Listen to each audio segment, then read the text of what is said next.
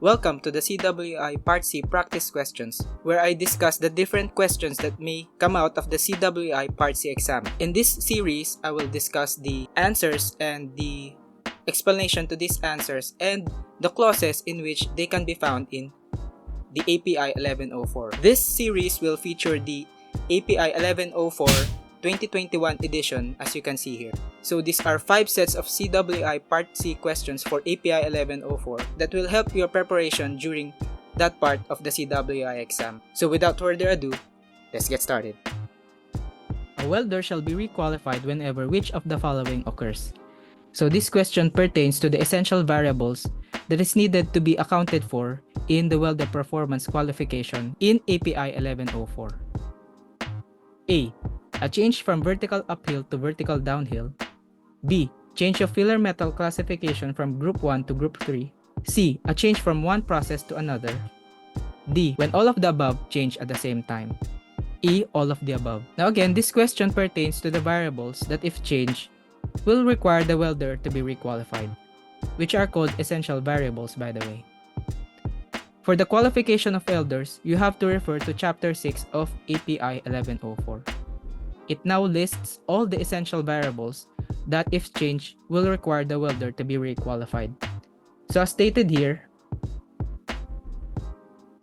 a change from one welding process to another welding process, a change in the direction of welding from vertical up to vertical down or vice versa, change of filler metal, a change from one specified OD group to another,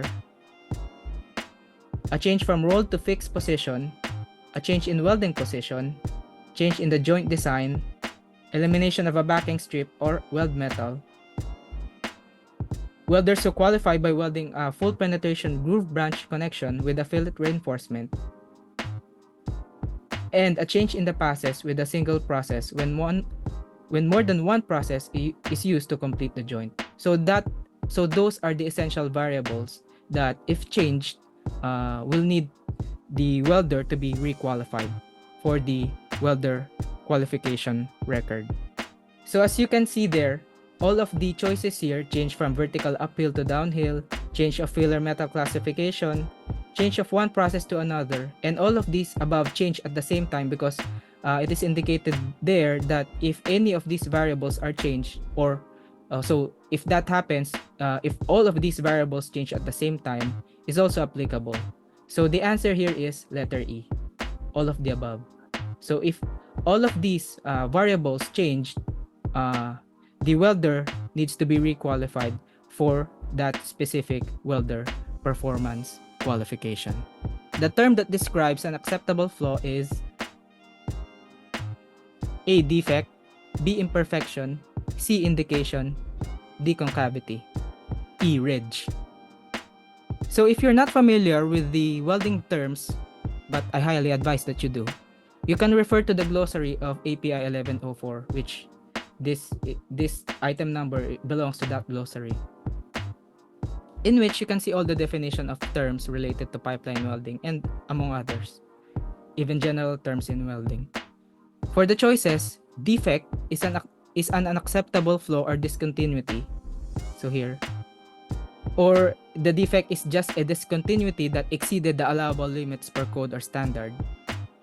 Indication is the response or evidence from a testing, particularly for an NDT. So it refers to the evidence that you saw in the results of the non-destructive test. Concavity is a type of welding imperfection or discontinuity. And the last choice, letter E, refers to I think it's not a welding term. So you can comment down below if you have already encountered this ridge in your field.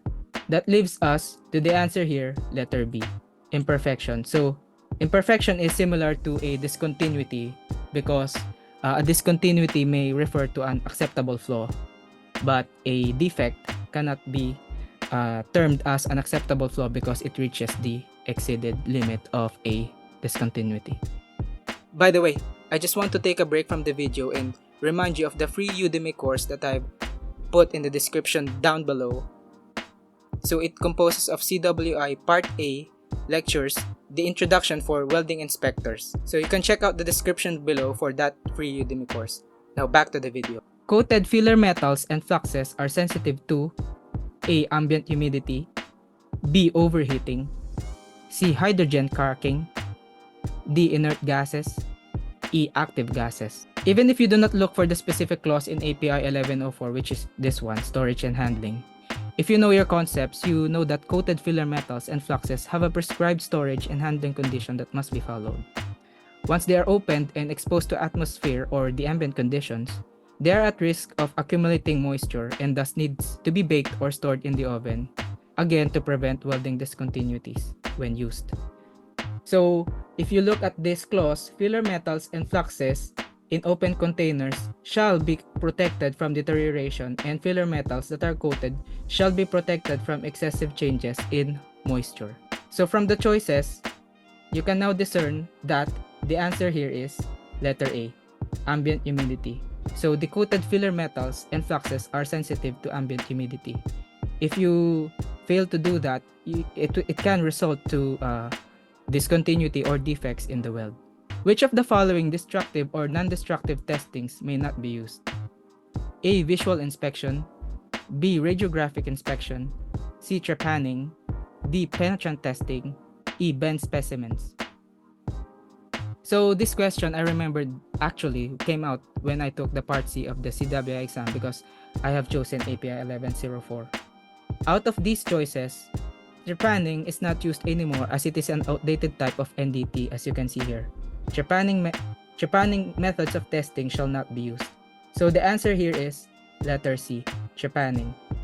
So it is an outdated method of destructive or non-destructive testing, but I actually by researching I saw that it's not a type of non-destructive testing because you have to drill a hole on the weld specimen, and so it has become outdated. So that's why it was not used or not prescribed in API 1104.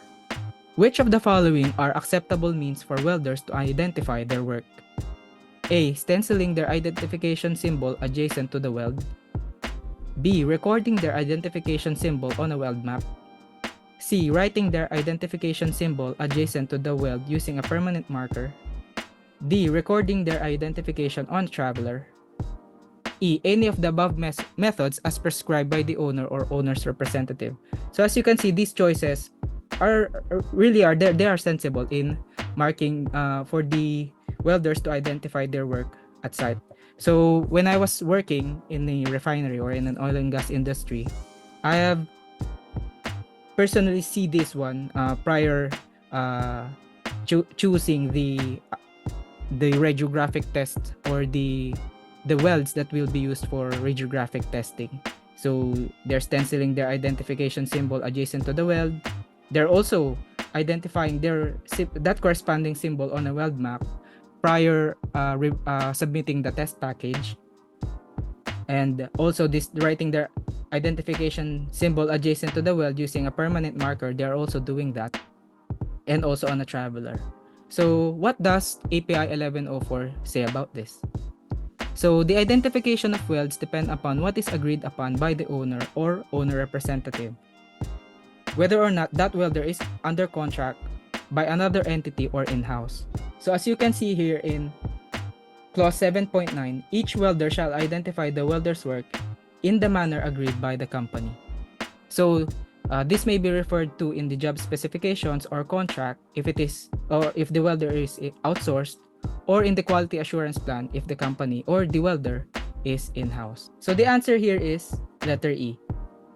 Any of the above methods will work as long as the owner or the owner representative approves of it. There you have it. So that's 5 practice questions that will help you during the CWI Part C of the examination for API 1104.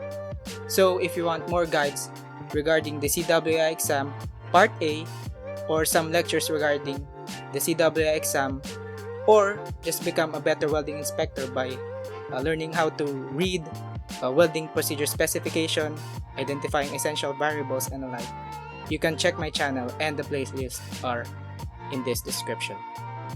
So if you like that video, please subscribe to my channel and comment down below for any questions. See you on the next one.